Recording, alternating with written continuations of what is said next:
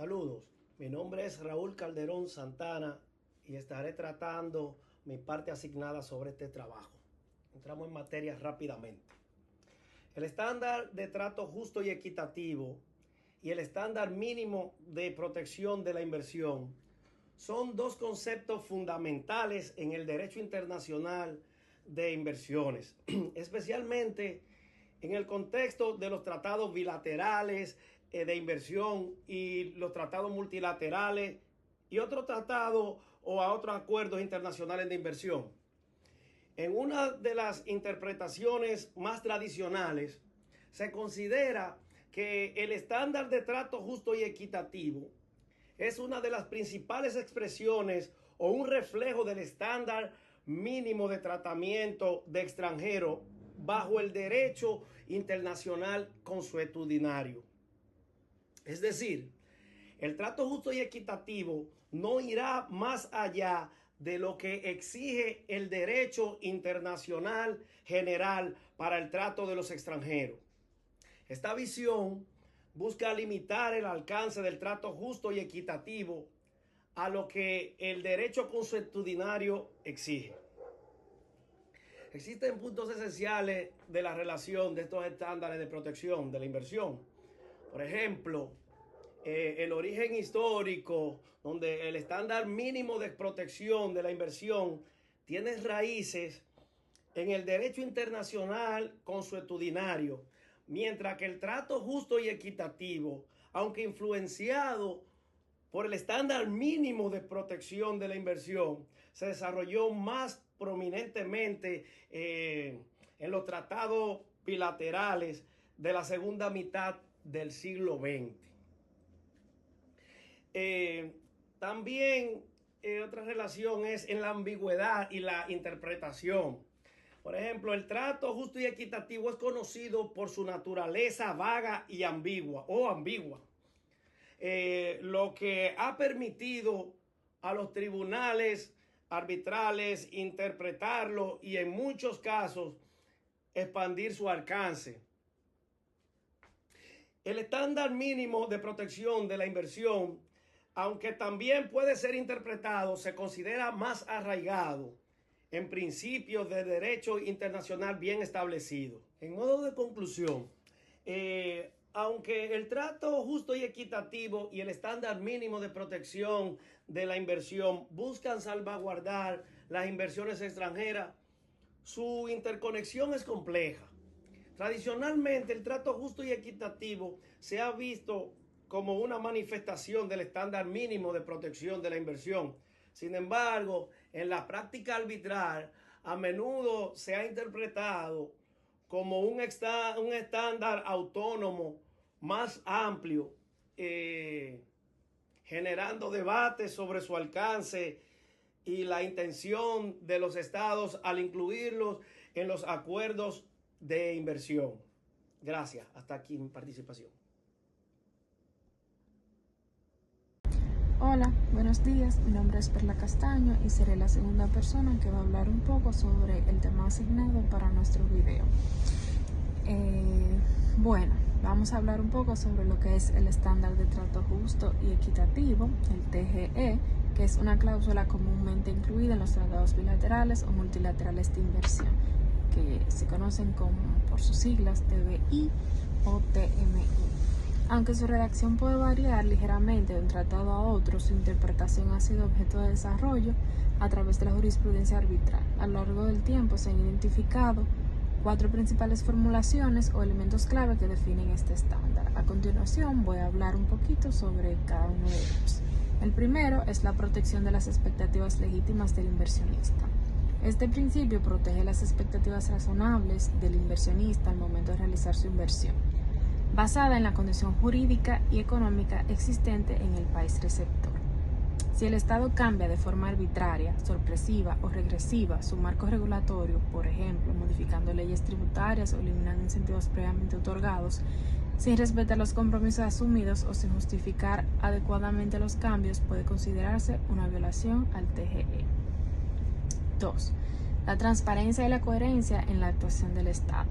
El Estado debe actuar de forma clara, transparente y predecible. Esto implica que las leyes, las regulaciones y los procedimientos administrativos deben ser comprensibles, accesibles y aplicables de manera consistente.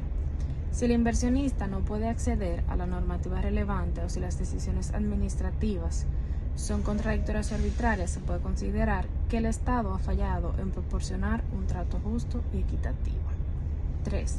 Debido al proceso legal y a la protección contra el trato arbitrario o discriminatorio, se incluye en el derecho del inversionista a un debido proceso, tanto sustantivo como procesal, a la imparcialidad en los procedimientos administrativos y judiciales, y a no ser objetos de medidas arbitrarias, irracionales o discriminatorias.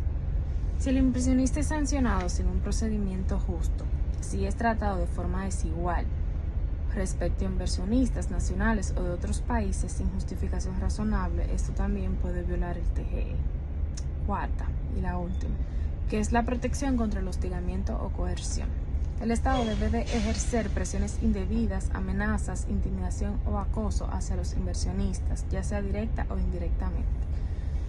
La coacción para cambiar decisiones comerciales, la presión para renunciar a derechos legales o la utilización del poder del Estado para castigar a un inversionista por litigar pueden ser consideradas violaciones del TGE. En conclusión, estas 4 formulaciones del TGE no son mutuamente excluyentes, muchas veces se presentan conjuntamente en un caso.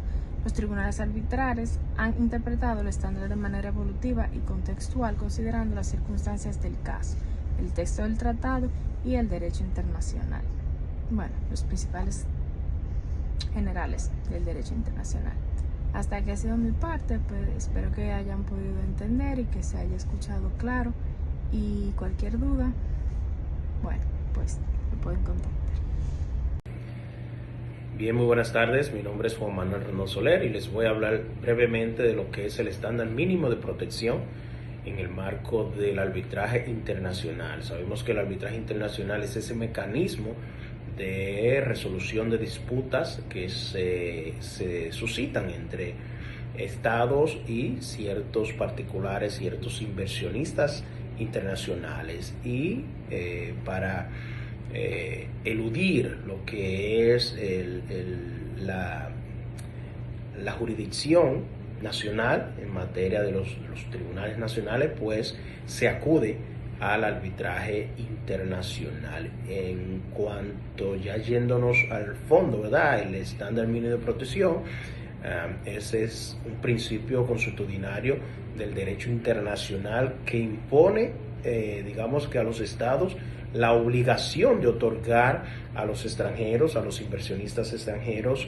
ciertos niveles básicos de trato, independientemente del trato que pueda el Estado otorgar a sus propios ciudadanos, sus propios nacionales, ¿verdad?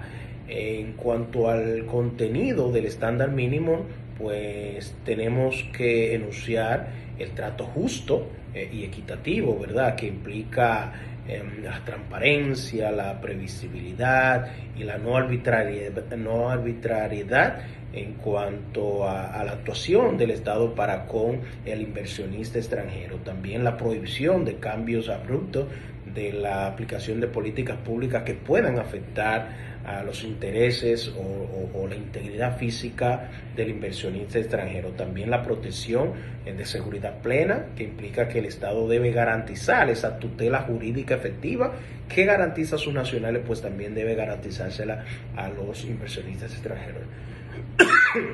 Y también tenemos la prohibición de tratos arbitrarios y discriminatorios contra el inversionista, y por supuesto el acceso a la justicia. En cuanto a la relación entre el ámbito, en cuanto al arbitraje internacional, pues este estándar es frecuentemente invocado en el arbitraje de inversión internacional bajo tratados bilaterales o multilaterales. Por ejemplo, y si un Estado incumple este estándar, pues el inversionista puede ir a un arbitraje contra el Estado receptor, o sea, puede incoar acciones o la acción de arbitraje contra el Estado receptor. En fin, el arbitraje internacional se ha convertido hoy día en el principal foro para resolver las disputas entre los inversionistas extranjeros y cualquier Estado. Y el estándar mínimo de protección pues actúa como una garantía de esa tutela jurídica efectiva que el Estado debe asegurar a los inversionistas extranjeros que vienen a su territorio a invertir. Este ha sido, grosso modo, un abordaje del estándar mínimo de protección. Hoy responderé a la pregunta: ¿cuál es el alcance o contenido de los estándares de trato justo y equitativo, o el FED como se conoce, y de estándar mínimo de protección, el MPS? Para ello, me basaré en 3 fuentes: el texto de Xavier Junior y Morrosini, el artículo de SOMME y el video de la Cámara de Comercio de Bogotá. Primero, el estándar de trato justo y equitativo, también conocido como FED, es uno de los pilares de los tratados internacionales de inversión.